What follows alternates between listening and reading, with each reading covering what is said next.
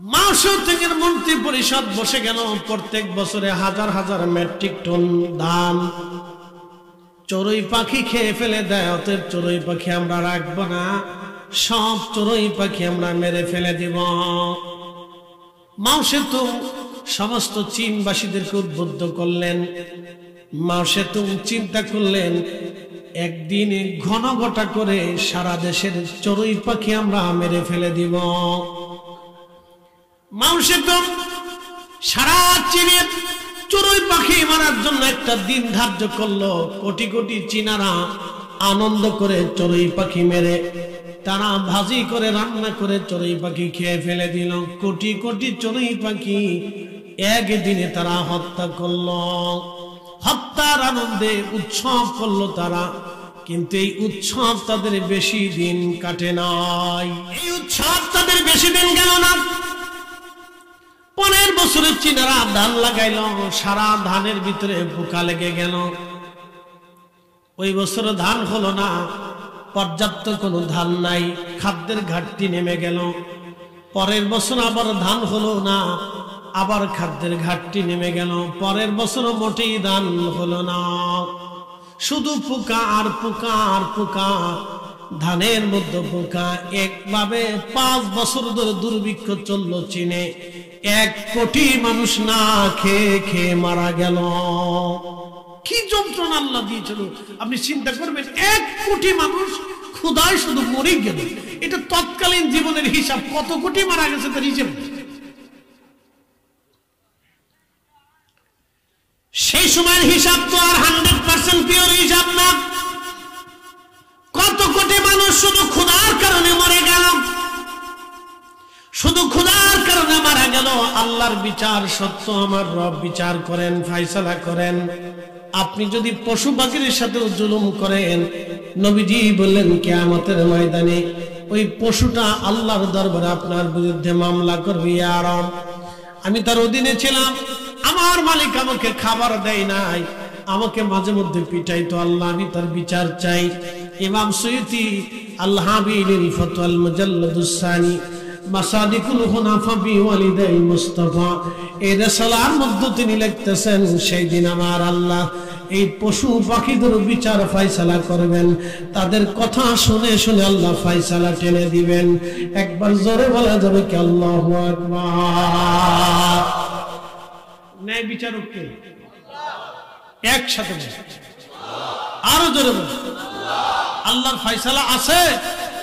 একসাথে বলেন আছে। অবশ্যই আছে, অবশ্যই ফয়সালা। এই উপস্থিতি মনোযোগ দেবেন। চীনের মাংসতুম চিন্তা করলেন ব্যাপার কি, দুর্ভিক্ষ কেন লেগে গেল? চড়ুই পাখি মারার কারণে। কারণ কি? গবেষণা করে দেখা গেল চড়ুই পাখি শুধু ধান খাইতো না, চড়ুই পাখি পোকা খাইতো। শুধু ধান খাইতো না, পোকা মাকড়ও খেয়ে ফেলতো। চড়ুই পাখি মারার কারণে পোকা মাকড়ের বৃদ্ধি বেড়ে গেল।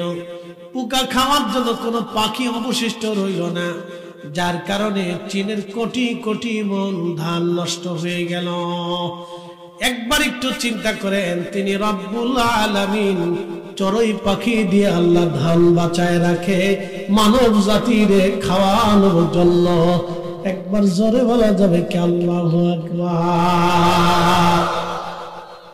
আল্লাহ কোনো কিছু বৃথা সৃষ্টি করছে? বিনা কারণে সৃষ্টি করছে? অবশ্যই না। বাড়ির কুত্তা, আপনি কুত্তা তারাই যদি চিন্তা করেন যে আমাদের এই আপনার আনন্দপুরে আর কুত্তা রাখবো না, সব কুত্তা তারাই দিচ্ছে, তো বাগান থেকে ঝোর থেকে কয়েকটা শিয়াল ধরে নিয়ে এসছে যে কুত্তা বাদ দিয়ে আমরা শিয়াল দিয়ে মুরগি পাহারা দেওয়া। ওরে সকালবেলা 2টে করে নাস্তা রুটি খাওয়ান, আর ডিম ভাজি করে সবজি টবজি দিয়ে খাওয়ান। দুপুরবেলা আপনি মুরগি ফ্রাই করে খাওয়ান, রাত্রিবেলা গরুর গোশত কালা ভোনা করে খাওয়ান। এই 3-4 দিন 10 দিন 15 দিন 1 মাস 6 মাস খাওয়াবেন, শিয়াল আপনার মুরগি চুরি করে পালাবে। আচ্ছা কোন তো কেন? ও আল্লাহর আইনে জঙ্গলে থাকে, আল্লাহ ওকে আইন করে দিচ্ছে সাবধান, তুই মানুষের সমাবেশে যাবি না, মানুষের বাড়ি যাবি না, তুই ঝড়ে জঙ্গলে পালাই থাকবি, গর্তের মধ্যে লুকাই থাকবি, বন্যাবাতি যাই হোক তুই গর্তের মধ্যে থাকবি। সিলেটে এত বন্যা হলো তারপরে শিয়াল শেষ হলো, কি কথা কর না কেন, জোরে কর। ওদেরকে বুদ্ধি দিছে কে? একসাথে বলেন, কে দিছে? আল্লাহ দিয়ে দিছে বুদ্ধি। এত বাল্লা হলো, শিয়াল শেষ হলো না। দেখবে না গর্তের ভিতরে যায় সুন্দর করে একবারে ভিতরে চুপচাপ বসে রয়েছে, সারা সিলেট পানির নিচে, কিন্তু শিয়াল কোথার থেকে আসবে? একসাথে বলবেন আল্লাহু আকবার। আরো জোরে, না না আরো জোরে। যে আল্লাহ গর্তের ভিতর দিয়ে শিয়াল বাঁচাইতে পারে, সে আল্লাহ কোটি কোটি মন পানি দিছে, আবার নিয়ে চলে গেছে। সাময়িক সময়ের জন্য দুঃখ দিছে, কিন্তু ধান ফসল বৃদ্ধি করার জন্য হয়তো আল্লাহ দয়া করছে। আল্লাহর হিকমত, তিনি রব্বুল আলামিন। কথা বলুন ঠিক না? প্রিয় উপস্থিতি, মনোযোগ দেবেন। কুত্তাকে আল্লাহ আইন দিয়ে দিল, কুকুর তুই বাড়িতে থাকবি, মানুষের বাড়ি পাহারা দিবি, তোর মালিক তোকে পচা গলা যাই খাবার দেখবে, তো নাদি দেবে না, ভালো বিছানা দিবে না, কম্বল খাতা দিবে না, তুই পচা গলা খাইয়া মালিকের বাড়ি পাহারা দিতে থাকবি। সাবধান কুকুর রে, মালিকের সাথে বেঈমানি করবি না। কুত্তা বেঈমানি করে না। জোরে জোরে বলেন, জোরে বলেন। কিন্তু মানুষ বেঈমানি করে। 40 বছর ধরে বাপ ছেলেরে পালছে। কত বছর? 40 বছর। একটা সন্তানের পিছনে একটা মা 25 বছর পরিশ্রম করে, একটা না। আপনার একটা পরিসংখ্যান আজকে দিয়ে যায়। পেটে ধারণ থেকে মা 25 বছর পর্যন্ত তার পেশাব পায়খানা, খাওয়া দাওয়া, ঘুম, বিছানা, কাপড় ধোয়া, বিছানার কাপড় পরিষ্কার করা, তার বিছানা পরিষ্কার করা, তার লেখাপড়া করা, তার তদারকি করা, সে কি খায়, সকালে কি পছন্দ করে, দুপুরে কি পছন্দ, সে কি খাবে, কেমনে সন্তান খুশি হবে, ছেলেটা আমার কি খাইলে খুশি হবে, মা সেইভাবে রান্না করে, আগুনে পুড়ে পুড়ে মা রান্না করে। বিনিময়ে আপনি কি দিচ্ছেন? 25 বছর পরে বার একটা রুম দিয়ে দিচ্ছেন, কোন রকম ডাক্তার দেখান, দেখা হলে দেখা করেন, এই ডাক্তার মাক্তার দেখায়, একটু চিকিৎসা করান, ওষুধ পানি খান, 3 বেলা ভাত খান, মনে করছেন বিরাট হক আদায় করছে, ছাতা কিচ্ছু করেন নাই। আপনার মা আপনার 25 বছর ধরে কাপড় ধুয়ে দিছে, আপনি 25 দিনও মার কাপড়টা ধুয়ে দেন নাই। আপনার মা 25 বছর আপনার বিছনা ঠিক করছে, আপনি 25 দিনও মার বিছনা ঠিক করে দেন নাই। আপনার মা 25 বছর ধরে 3 বেলা আপনাকে রান্না করে খাওয়াচ্ছে, বিনিময়ে আপনি এক বেলাও রান্না করে মাকে খাওয়ান নাই। 25 বছর ধরে মা আপনি কি খাবেন না খাবেন তদারকি করেছেন, বিনিময়ে 25টা দিনও আপনি কখনো মার তদারকি করেন নাই। মা তুমি কি খেতে চাও, তোমার কি মন চায়, তোমার কি ইচ্ছা আছে, মা বলো। দিন বুঝবেন, সেজদা দিয়ে বেহেশত পাওয়ার চিন্তা করছেন না, কলা পাবেন, কলা কলা। বহু মুসলমান কাবায় যায় কান্দে, আল্লাহ মাফ করে দাও। আমি মাঝে মধ্যে হাসি, কত বড় শয়তান। ও সুদ টুদ খাইয়া, মানুষের অকাম কুকাম করে, ঘুষ খাইয়া, অন্যায় করিয়া, অন্যের জমি নষ্ট করে দিয়ে কাবা শরীফে যে কাঁদতেছে, শয়তান হাসে, বাপরে বাপ আমার শুধু বড় চিটা।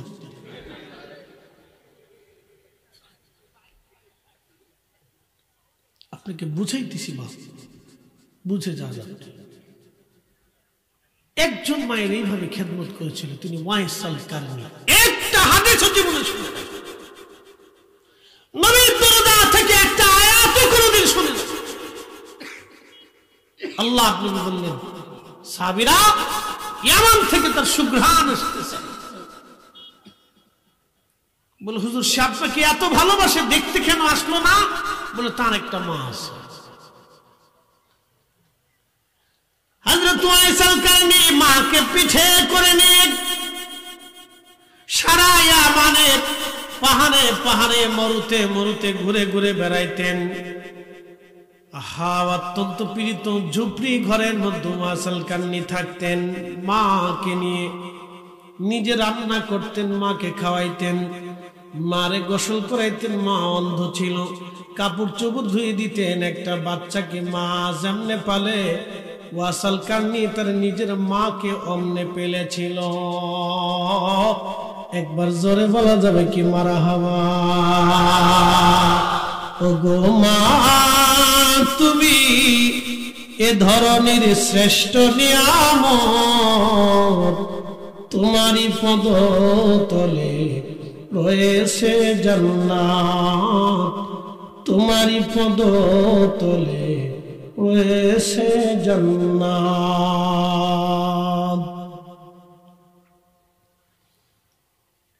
সারা ইয়ামানের নগরে নগরে পাহাড়ে পাহাড়ে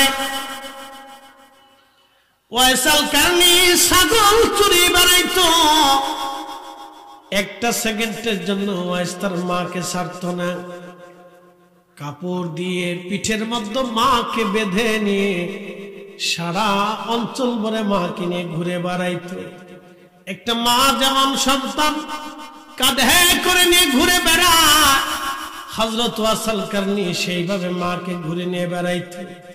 নবীজি বললেন আল্লাহ খুশি হয়ে তাকে মুস্তাজাবাতুদ দাওয়া বানিয়ে দিয়েছে। সহিহ মুসলিমের কিতাব ফাজাইল ওয়া সাহাবিন নবী বাবু ফাদাইল ওয়াসাল কারনির ভিতরে ইমাম মুসলিম বিশুদ্ধ সনদে হাদিস লিখতে যায় লেখেন, হযরত ওমরকে নবী বলেন, ওমর যদি আমার ওয়াইস কারনির সাক্ষাৎ কোনদিন তোমার নসিব হয়, তোমার মাগফিরাতের জন্য দোয়া চেয়ে নিও। আর আমার গুনাহগার উম্মতের মাগফিরাতের জন্য আমার ওয়াইসকে বইল দোয়া করার জন্য। আমার ওয়াইস দোয়া করতে দেরি হবে, আমার রবের দরবারে দোয়া কবুল হতে দেরি হবে না। একবার জোরে বলেন না আল্লাহু আকবার। এই তিন বেলা খাওয়াইলে মার খেদমত শেষ হয় না। 25 বছর আপনার কাপড় ধুয়ে দিছে মা, 25 বছর ধুয়ে দিছে। আপনি খেলার থেকে এসে, কলেজ থেকে এসে, স্কুল থেকে এসে, মাদ্রাসা থেকে এসে কাপড়টা ধুয়ে আস্তে করে খুলে মার কাছে দিচ্ছে, মা ধুয়ে দিও। কখনো কল্পনা করেন নাই মা এই বয়সে আমার কাপড় ধুবে? লজ্জা করে না? নিজের কাপড় নিচে ধুইতে পারেন না? বয়স্ক মহিলাকে এখনো কষ্ট দেয়। খাবার ভালো না হলে প্লেট ধাক্কা দিয়ে সরাই দিচ্ছেন, শরম করে না? এই বয়সে মা এখনো রান্না করে আপনাকে খাওয়ায়, এখনো আপনার বিছানা পরিষ্কার করে দেয়, এখনো আপনার খাবারের বাসনটা পরিষ্কার করে মা ধুয়ে ঠান্ডার ভিতরে হাতের ভিতরে কাপে আর ধুয়ে নিয়ে এসে। লজ্জা করে না? নিজে ধুয়ে আনতে পারেন না? ও আর শুনে যায়, এগুলো আর শিখে যাবে। وَقَضَى رَبُّكَ أَلَّا تَعْبُدُوا إِلَّا إِيَّاهُ وَبِالْوَالِدَيْنِ إِحْسَانًا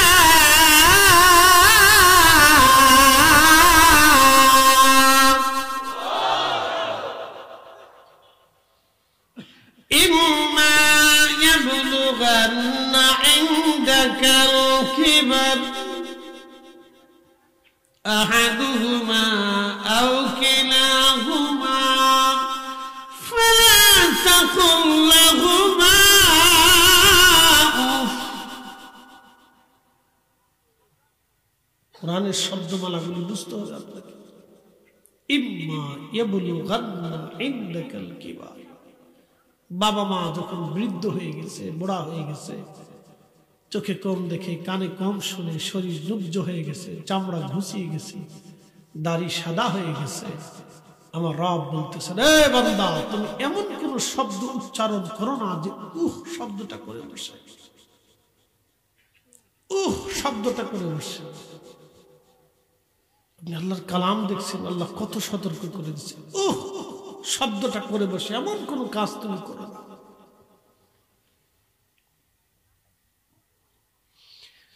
আল্লাহর নবী সহিহ বুখারীতে কিতাবুল আম্বিয়াতে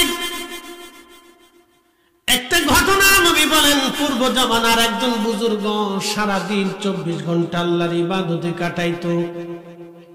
24টা ঘন্টা আল্লাহর ইবাদতে কাটিয়ে দিয়েছে যুবক। একদিন তার মা খানকার দরজার পাশে এসে টোকা দিলেন। আগের জামানা তো বড় বড় ওলি ছিল বাবা, আগের জামানার নবীদের উম্মতের ভিতরে ওলি ছিল, বুজুর্গ ছিল। কিয়ামত পর্যন্ত এই উম্মতের ভিতরে বড় বড় ওলি আসতে থাকবে। একবার জোরে বলা যাবে কি আল্লাহু আকবার। এই যুবক সারা রাত 24 ঘন্টা আল্লাহর ইবাদতে কাটায়। মা দরজার পাশে দাঁড়ায় টোকা দেয়, জুরাইজ দরজা খোল মাসি, মা দুটি কথা বলেই চলে যাব রে বেটা। জুরাইশ তখন নামাজে দণ্ডায়মান। প্রিয় নবী বললেন, উম্মত চিন্তা করে জুরাইশ একদিকে নামাজ অন্যদিকে মা। না না না না, মা চলে যায়, যাক আমি নামাজ ছাড়ব না। জুরাইশ নামাজ পড়তে লাগলো, মা ডাকা ডাকি করে চলে গেল। প্রথম দিন, দ্বিতীয় দিন মা আবার আসে। দ্বিতীয় দিন মা আবার এসে খানকার দরজার মধ্যে টুকা দিয়ে বলল, জুরাইশ বেটা আমার, আমি তোর মা আসছি, দরজা খোল। আজকে 2 দিন ধরে মা তোকে ডাকি, কেন সারা দিস না রে বেটা, দরজা খোল। মা দুটি কথা বলেই চলে যাব। নবীজি বললেন, সাহাবীরা রে। জুরাইশ তখনও নামাজের মধ্যে দণ্ডায়মান, একদিকে চিন্তা করে। উপস্থিতি মনোযোগ দিয়ে কথা বলে শুনবেন। তৃতীয় দিন মা কথা বলে চলে যাবে, কিন্তু জুরাইশ দরজা খুলল না। নবীজি বললেন, তখন জুরাইজের মা মন বেজার হয়ে গেল। মন বেজার করে মা ডাক দেখে, রাব্বি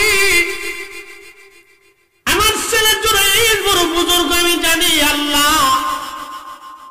3 দিন ধরে আমি মা তাকে ডাকি, মা আমি মা 3 দিন ধরে আমার জুরাইশকে ডাকি, রাব্বি আমার জুরাইশ আমার ডাকে সাড়া দেয়নি। আল্লাহ আল্লাহ, আমি মা হয়ে ছেলের জন্য দোয়া করে গেলাম।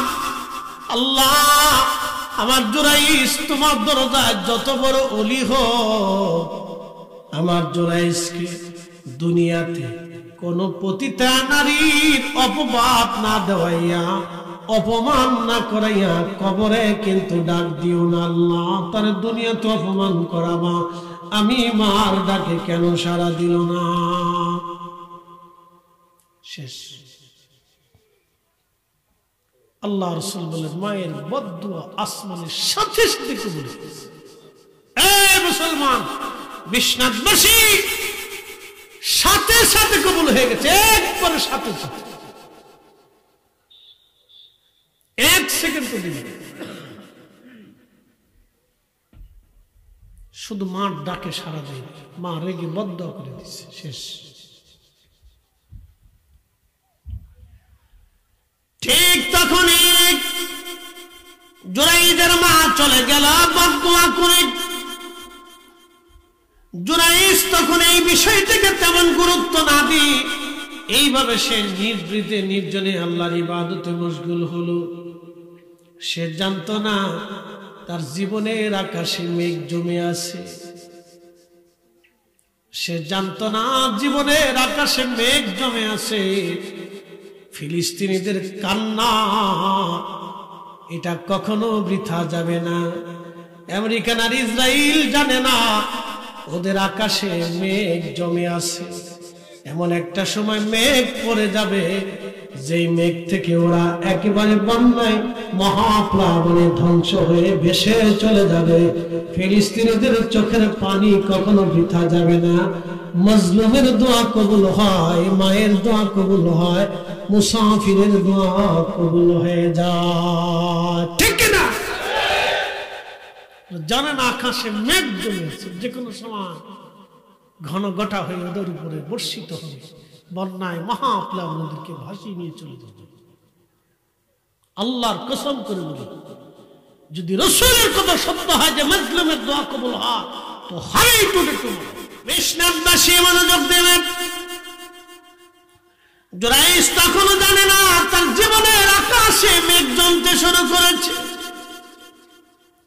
ওই এলাকার একটা রাখাল গোলাম উট দুম্বা ছাগল গুড়ি পাহাড়ে পর্বতে জঙ্গলে মরুতে চড়াইয়া ওই হযরত জুরাইজের খানেকার পাশে সে রাত্রিবেলা মাঝে মধ্যে ঘুমায় থাকত।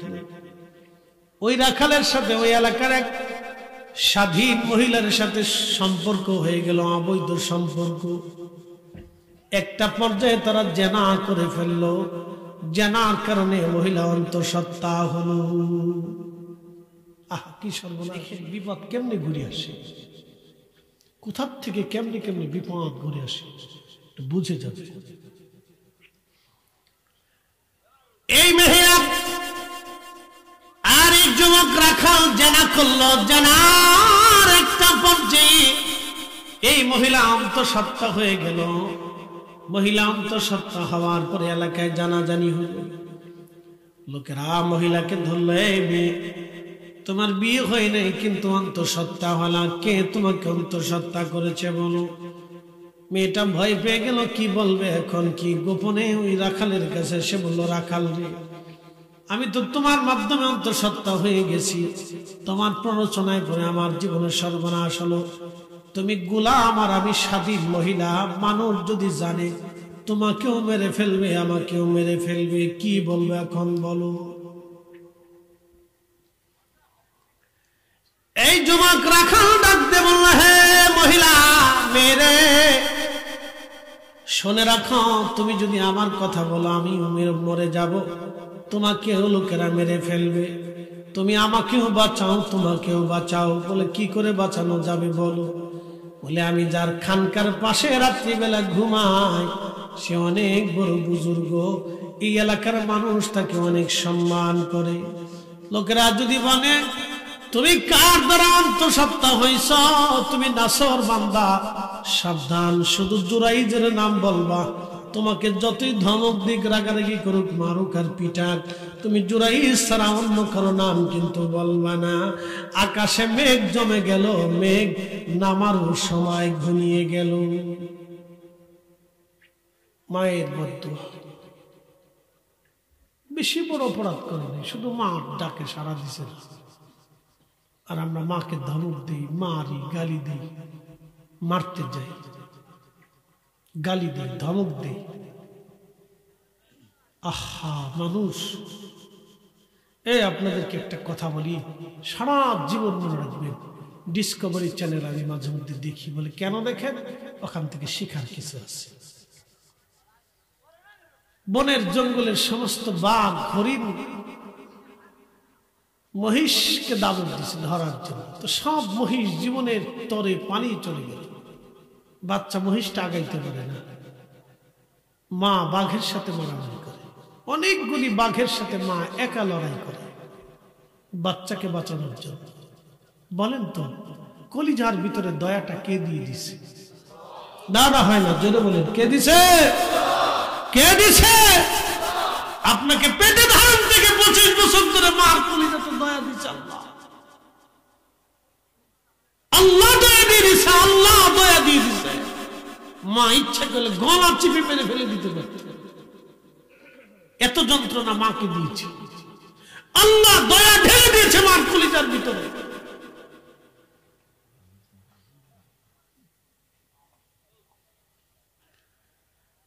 মুসলমান যুবক, বিশ্বনাথবাসী,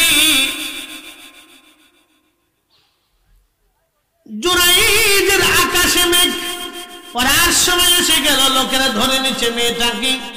বলো তুমি অন্তঃসত্ত্বা কার মাধ্যমে হইলা?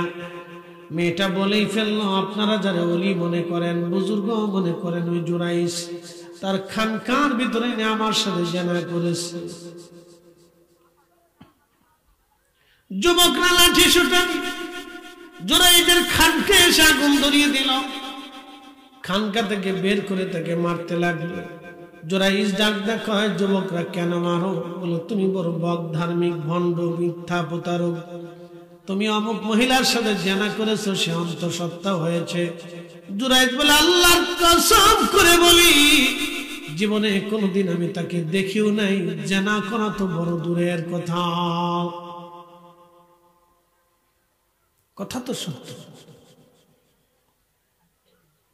মুরব্বীরা বলল, মারা ধরা বন্ধ করো, এক হাতে তো তালিম হবে না, দুইজনকে ডাকি। দুইজনকে সামনে নিয়ে মহিলাকে বললো, মহিলা বলো তোমার কে এই সর্বনাশ করেছে? মেয়েটা বলল, জুরাইজ আমার সাথে জেনা করছে। জুরাইজ বলল, আমি তাকে কোনোদিন দেখি নাই, জেনা করা তো দূরের কথা, আমি তাকে চিনিও না, সে কার আত্মীয়, কার মেয়ে হয়। কথা তো সত্য। আল্লাহ নবী নাম দেখে সাহাবীরা রে, বিচারক বলল জুরাইস মহিলা অন্তঃসত্ত্বা, সে কোনো পুরুষ কর্তৃক ধর্ষিত অথবা অবশ্যই সে জানা করেছে, যে কোনো পুরুষ তার সাথে জানা করেছে।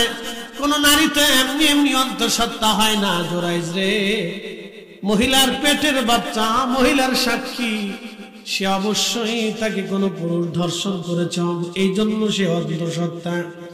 এখন এই নারী বলে তুমি তার সাথে জানা করছো। জুরাইস রে, তোমার কি কোনো সাক্ষী আছে যে তুমি তার সাথে জানা করো নাই? কোনো প্রমাণ আছে? জুরাইস বলল আমি তো বলতেছি তাকে চিনি না। বলে তুমি বললে হবে না, কোনো প্রমাণ সাবমিট করো। না, কিছু নেই, কোনো সাক্ষী নেই, প্রমাণ নেই। কি মুশকিল ভেজাল, চিন্তা করেন তো, কি মহা বিপদ এসে গেল। বিচারক বলল জুরাইস, তাহলে আমরা ধরে নেব তুমি জানা করছো। জুরাইস বলে না, অবশ্যই জানা করি নাই। তাহলে তোমার প্রমাণ তুমি সাবমিট করো। জুরাইস বলল হ্যাঁ, আমার একটা প্রমাণ আছে, ওই মহিলার গর্ভের বাচ্চাটা আমার প্রমাণ।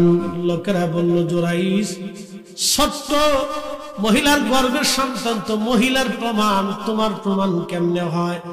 জুরাইস ডাক দিয়ে বলল বিচারক, ওই বাচ্চা প্রসব হওয়ার পরে আমি দুধের বাচ্চার কাছে জিজ্ঞাসা করব আমার কর্তৃক সে কি দুনিয়াতে আসছে, আমি তার পিতা নাকি অন্য কেউ তার পিতা, সে অবশ্যই বলে দিবে।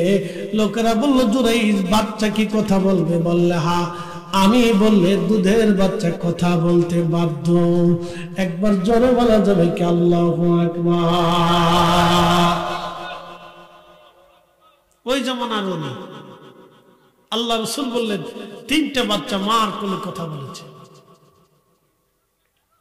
ঈসা আলাইহিস সালাম নিজে মায়ের পবিত্রতার সাক্ষ্য দিয়েছে, আর আজিজ মিশরের ভাতিজা দোলনা থেকে ইউসুফের পক্ষে সাক্ষী দিয়েছে।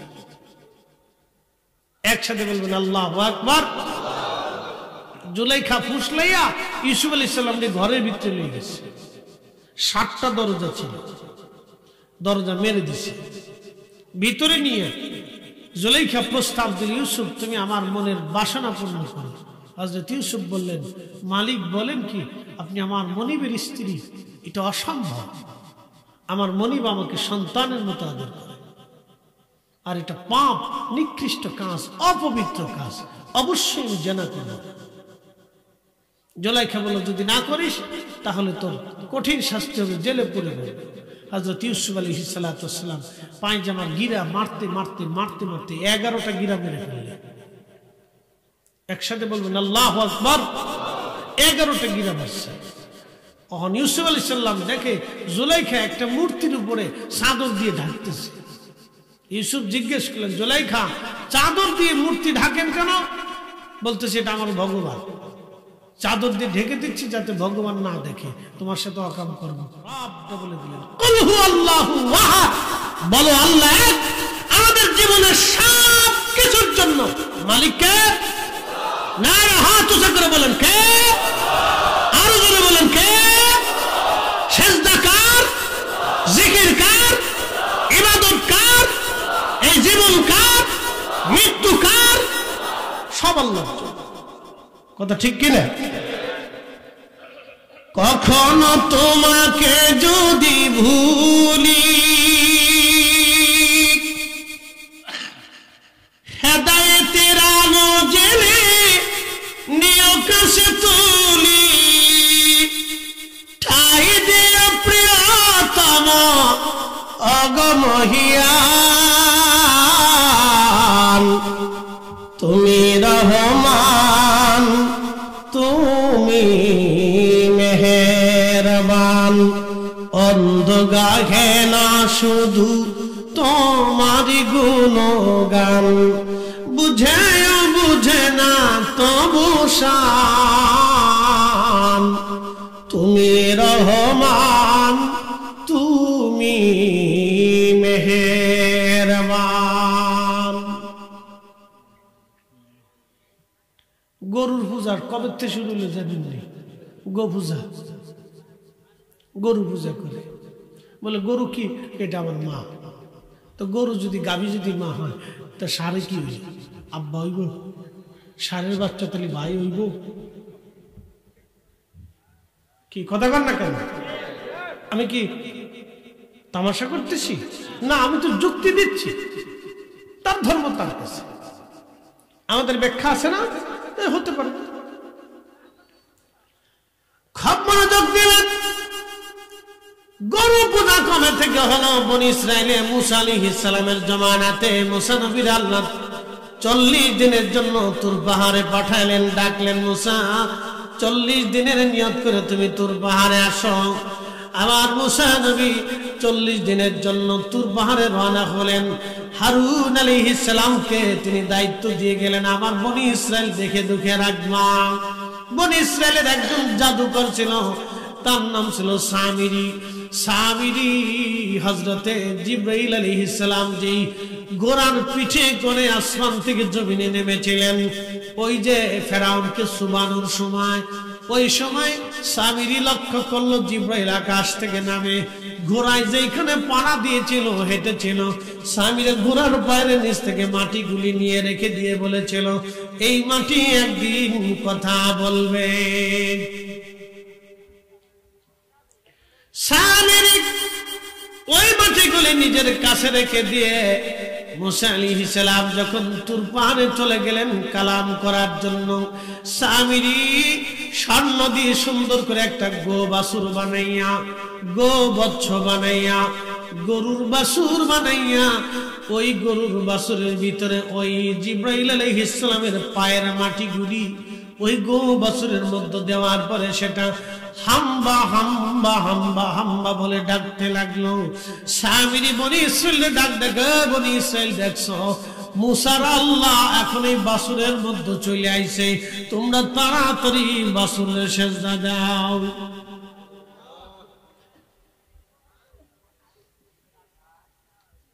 কথা বোঝা যায়? একসাথে বলেন, বোঝা যায়নি? দেখেন গরু পূজা করতে কি শুরু হচ্ছে, বুঝছিল? মানুষ কত বোকা। ভগবান এখন চলে আসছে বাছুরের ভিতরে, তোরা সব সেজদা দিয়ে। 70,000 মানুষ সেজদা দিয়ে বসল। আহা, কত হাজার? 70,000 মানুষ সেজদা দিয়ে বসছে।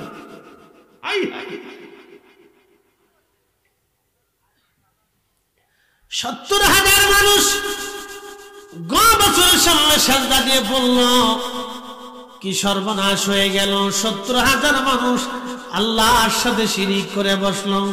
আল্লাহ বললেন, লা শারিকা লা, আমার কোনো শিরিক নাই। ওয়া কাযা রাব্বুকা আল্লা তা'বুদু ইল্লা ইয়াহু, আমি মালিক ছাড়া আর কারো ইবাদত হবে না, আমি মালিক ছাড়া কারোর সামনে মাথা নত করে সেজদা দেব না।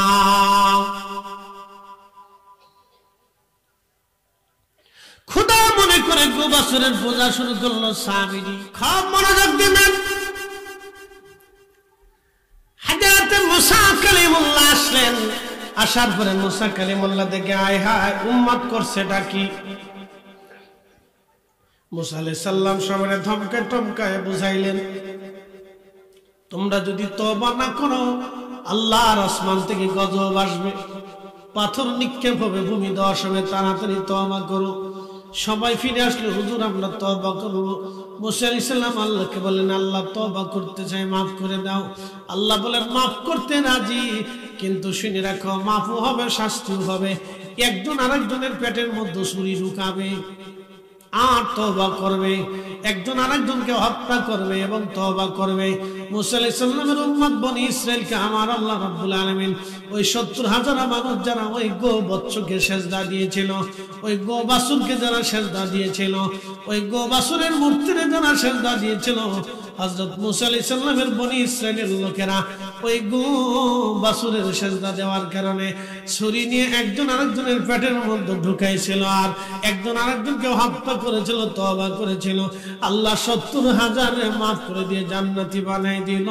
একবার জোরে বলা যাবে কে মারহাবা। আর আমার নবীর উম্মত যত অন্যায় করুক না কেন, হাত বাড়ায়া চোখের পানি একবার ছেড়ে দিতে পারলে আমার আল্লাহ বান্দার জীবনের গুনাহ মাফ করে দেয়। এই জোরে বলেন আল্লাহু আকবার। এটা তো শয়তান দোয়া বন্ধ করাইতেছে। কি কথা কন না কেন? শয়তানে কি বন্ধ করাইতেছে? দোয়া বন্ধ করাইতেছে। আমার মতো দাড়িওয়ালা শয়তান দেশে বহুত হইছে। কি কথা কন না কেন? এদের মিশন হচ্ছে দোয়া বন্ধ করা, এদের মিশন হচ্ছে মিলাদ বন্ধ করা, দুরূদ বন্ধ করা, কুরআন খতম বন্ধ করা। এরা আজ পর্যন্ত সুদ বন্ধ করতে পারে নাই, জিনা বন্ধ করতে পারে নাই, পতিতালয় বন্ধ করতে পারে নাই, ঘুষ বন্ধ করতে পারে নাই, দুর্নীতি বন্ধ করতে পারে নাই, আকাম কুকাম বন্ধ করতে পারে নাই। এরা আল্লাহর নবীর দুরূদ, কুরআনের খতম আর দোয়া বন্ধ করার জন্য এরা উঠে পড়ে লাগছে। আমরা সুন্নিরা এদের বিরুদ্ধে সারা জীবন বক্তব্য দিয়ে যাব। কথা বলে ঠিক না?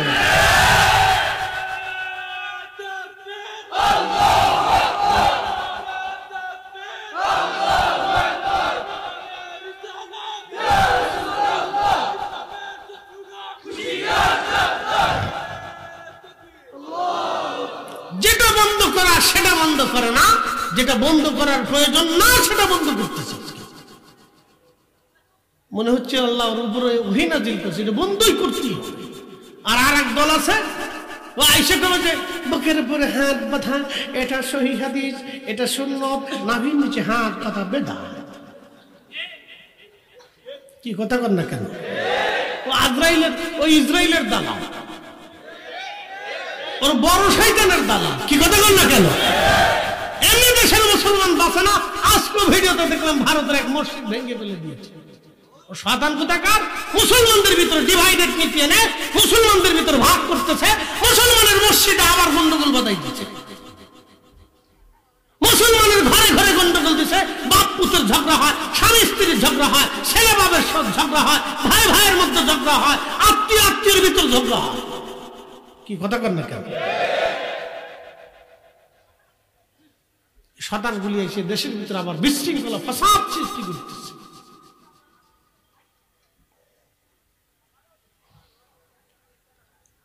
বিশ্বনাথবাসী মনোযোগ দিয়ে শুনে যাবেন। আল্লাহ আমাদের সঠিক দিন বোঝার তৌফিক দিক। প্রিয় ভাজন ব্যক্তিরা, আমার সুধী সমাজ, হযরত জুরাইজের কথা বলছিলাম, জায়গায় ফিরে যাই। হযরত জুরাইজ রাহিমাহুল্লাহ তিনি বললেন, এ বাচ্চা প্রসব হওয়ার পরে আমি তার সাক্ষী ডাকবো। হযরত জুরাইজ বাচ্চা প্রসব হওয়ার পরে আবার বিচার বসলো। বিচার বসার পরে লোকেরা বলল, জুরাইজ তুমি এবার তোমার সাক্ষী হাজির করো। জুরাইজ বলল, ওই কোলের বাচ্চাটাকে আমার কাছে নিয়ে আসো। কোলের বাচ্চাটাকে যখন কাছে নিয়ে আসা হলো, হযরত জুরাইজ সাদা আঙ্গুল দিয়ে বাচ্চার তল পেটের মধ্যে ধাক্কা দিয়ে বলল, এ বাচ্চা বলো, আমি তোমার পিতা নাকি অন্য কেউ তোমার পিতা? তখন বাচ্চার জবান খুলে গেল, বাচ্চার জবান খুলে গেল।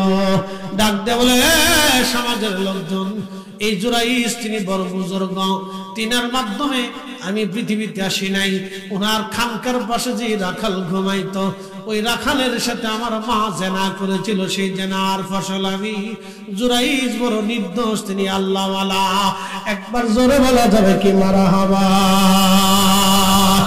তেলের গাড়ি তেলে চলে, হাওয়ার গাড়ি হাওয়ায় উড়ে, বিনা তেলে চালায় গাড়ি নবী সুলাইমান। আমরা সেই মুসলমান। আমাদেরকে আল্লাহ কত ইজ্জত দিছে। শুধু রাসূলের উম্মত হওয়ার কারণে আল্লাহ আমাদেরকে এত ইজ্জত দিয়েছে। আল্লাহু আকবার। এত সম্মান আল্লাহ দিয়েছে, এত ইজ্জত আল্লাহ দিয়েছে, তা বলার এটার কোন সীমানা আমি বলতে পারবো না। সব উম্মত থেকে 70 গুণ বেশি, সব উম্মত থেকে 70 গুণ বেশি। তার একটা বলে দিয়ে যায়, হায়াত হবে কম, নেকি করবে কম, কিন্তু বেনিফিট এত বিশাল হবে, মেহেশরের মাঠে সবার আগে তারা জান্নাতে চলে যাবে। আমরা একসাথে বলেন কারা? জোরে বলেন কারা? সুদ খাওয়ার জন্য, ঘুষ খাওয়ার জন্য, মানুষের ক্ষতি করার জন্য? এটার জন্য আল্লাহ আমাদেরকে পৃথিবীতে শ্রেষ্ঠত্ব দেয়, শ্রেষ্ঠত্ব আল্লাহ এটা দেখেনি। যুবকরা জুরাইজের পাশে এসে বলতেছে, হুজুর আপনি কি মারছিলেন, ভুল হয়ে গেছে, মাফ করে দেন, আপনার খানেকা আমরা স্বর্ণ রূপা দিয়ে নির্মাণ করে দেব। জোরাই চোখের পানি ছেড়ে দিয়ে বলতেছিল, যুবকরা তোমরা আমাকে মারছ, আমার আপত্তি নাই, দুঃখ নাই, তোমাদেরকে মাফ করে দিয়েছি, আমার খানকাও স্বর্ণ দিয়ে বানাইতে হবে না, তোমরা মাটি দিয়ে বানাই দাও। কিন্তু আমি বুঝতে পারছি এই কঠিন আপদ আমার উপরে কেন আসলো, আমি মায়ের সাথে বেয়াদবি করছিলাম। বুঝে বাড়ি যাবে, আজকে বুঝে বাড়ি যাবে, বুঝে বাড়ি যাওয়াটা জরুরি। এখন অনেকে বলতে পারেন, হুজুর মা তো মরে গেছে, কি করবো এখন, অপরাধ করে ফেলছি, ভুল হয়ে গেছে, এখন কি করবো, আমার উপায় কি? আল্লাহ রাসূল একটা রুখসত রেখে দিয়েছে। প্রিয় নবী বলতেন, উম্মাহ তুমি যদি তোমার মায়ের সাথে বেয়াদবি করেই বসো, ভুল হয়েই যায়, বাবার সাথে অন্যায় করেই বসো, ভুল হয়ে গেছে, তুমি তোমার বাবা মার জন্য অধিক পরিমাণে দোয়া করবা, তাতে আল্লাহ কিয়ামতের ময়দানে তোমাকে বাবা মার বাধ্য সন্তান হিসেবে কবুল করে নেবে। আস্তে হয়ে গেল না? জোরে বলেন সুবহানাল্লাহ। বাবা মার জন্য কি করা লাগবে? দোয়া। একসাথে বলেন, কি করা লাগবে? জোরে বলেন, আরো জোরে। তো যে দোয়া মানে না, দোয়া করে কোন সময়? স্বপ্নে, ঘুমায় ঘুমায়, গোসল করার সময়, পুকুরে ডুবাইয়া, তো দোয়া করে কোন সময়? শয়তান কত কোয়ালিটি বেরিয়েছে, আপনি চিন্তা করেন তো। মুসলমান ধ্বংস করে দিচ্ছে গোড়ার থেকে, গোড়ার থেকে ধ্বংস করে দিচ্ছে। প্রিয় নবী বললেন, আমার উম্মত অধিক পরিমাণে দোয়া করো, দোয়া দোয়া দোয়া দোয়া দোয়া করে দোয়া। আল্লাহ বলেন, উদউনি আস্তাজিব লাকুম ইন্নাল্লাযীনা ইস্তাকবিরুনা আন ইবাদাতি সায়াদখুলুনা জাহান্নামা দাখিরিন।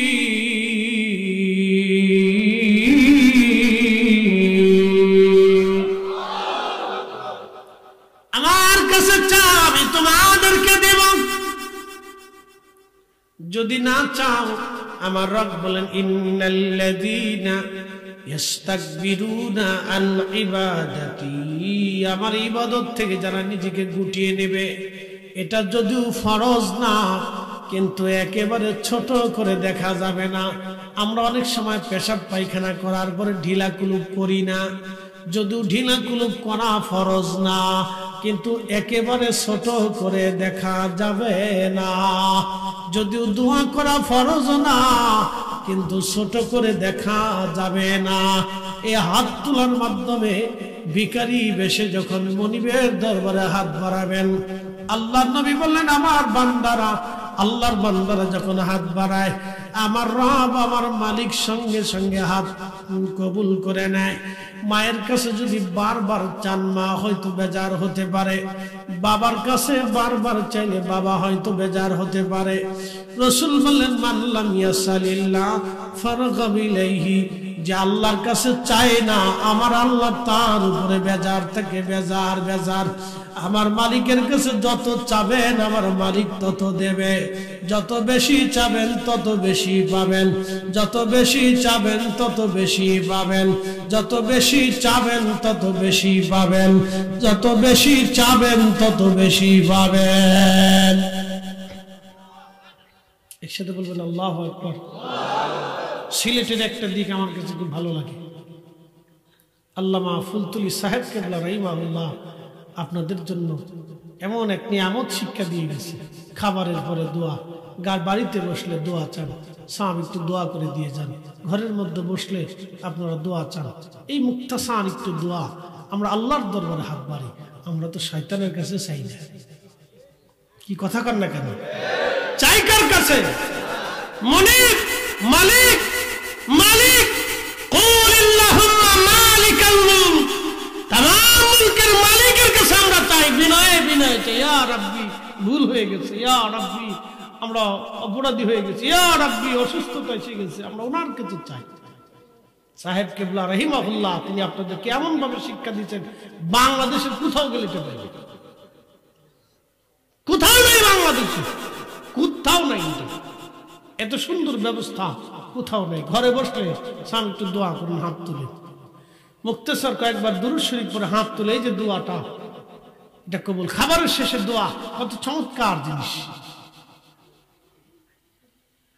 অনেক বড় একটা নিয়ামত শিক্ষা দিয়ে গেছে। মাঝে মধ্যে আমি ভাবি, আল্লাহ আপনাদেরকে কেন বরকত দেয়, আপনাদের বাচ্চারা বেশি শরীফ হয় কেন, ভদ্র হয় কেন? শুধু এই কারণে দোয়া। প্রিয় উপস্থিতি, মনোযোগ দিয়ে শুনে যাবেন। জুরাইজের মায়ের বদদোয়া জুরাইজের বিরুদ্ধে লেগে গেল, মায়ের দোয়াটাও আল্লাহর দরবারে সন্তানের জন্য কবুল হয়ে যায়। বন্ধু, পৃথিবীতে তিনটা জিনিস যদি আপনি পেতে চান, 1 নম্বর হায়াত, 2 নম্বর দৌলত, 3 নম্বর রিজিক, তাহলে অবশ্যই বাবা মার খেদমত করবেন। যেইভাবে 25 বছর ধরে মা এবং বাবা আপনার পিছনে লেগে থাকে, আপনি জানেন না আপনার ছোট্টকালে বাবা আপনার কতবার জুতা পরিয়ে দিয়েছে, আপনি কতদিন বাবার জুতা পরিয়েছেন বলেন?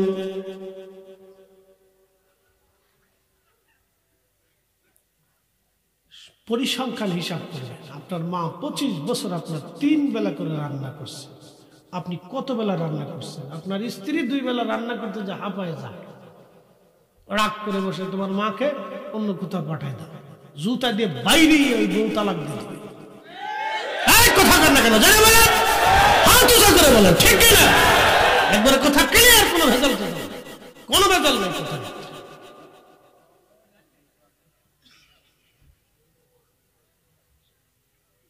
আমি যে বিল্ডিং এ থাকি ঢাকাতে, ওই বিল্ডিং এর ফ্ল্যাট এক মহিলা কিনে নিছে।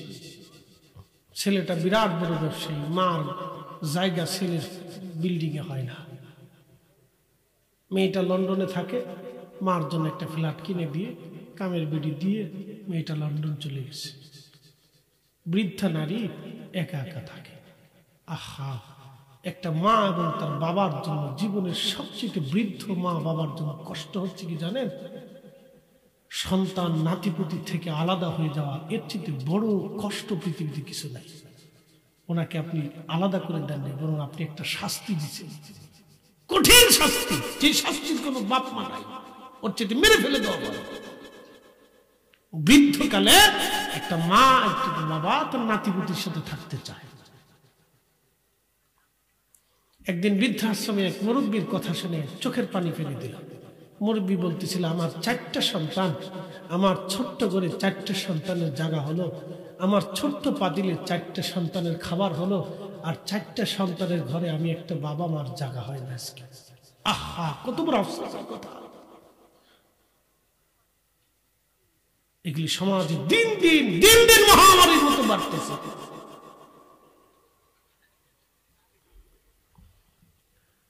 প্রিয় উপস্থিতি হাজির, সমাজের বাস্তব চিত্রটা তুলে ধরলাম আমি। কত যুবক এইভাবে পথভ্রষ্ট হয়ে যাচ্ছে, তার খবর নাই। আর ওরা এসে দেশে মিলাদ দোয়া বন্ধ করার জন্য, কোরআন খতম বন্ধ করার জন্য, এই সবই সিটার বাটপার। কথা বলেন ঠিক কিনা? উচিত কথাই মাই বাজার, গরম ভাতে বিলাই বাজার, ডাল ভাতে কুটুম বেজার। ওয়াজ করলে কি লাভ, শুনলে কি লাভ? লাভ হবে তার আমলে, আমলেও লাভ হবে না নবী প্রেম না থাকলে দিলে। নবী প্রেম থাকলে দিলে লাভ হবে কম, আমলে আমলেও লাভ। নবী প্রেম থাকলে দিলে লাভ হবে কম, আমলে সুপারিশ করবেন নবী রোজা হাসরের ময়দানে। জ্ঞানী যারা বুঝে তারা শুধু ইশারায়, নাদানের বুঝাইতে পারে আসে কে কোথায়। জ্ঞানীর মতো জ্ঞানী হলে অল্প কথাই বুঝে, কচুর মতো কচু হলে অল্প জালে সিজে।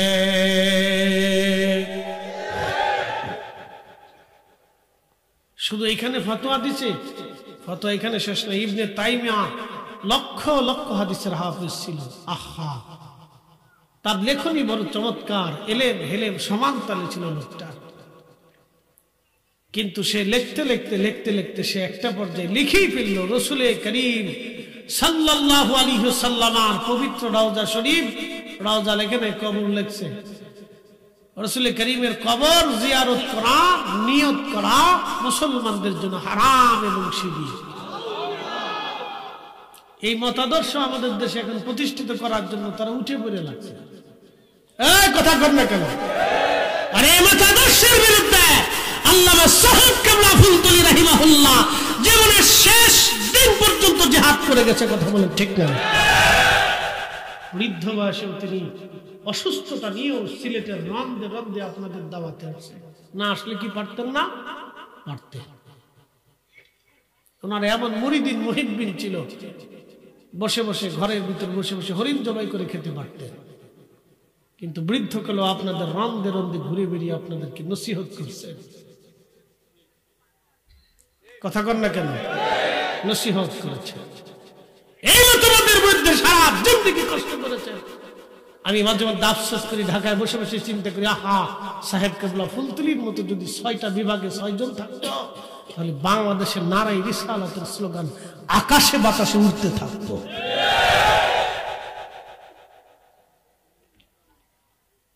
ওনার অনেক বড় অভাব। আল্লাহ ওনার আখিরাতের মর্যাদাকে বুলন্দ করে দিন। আল্লাহ।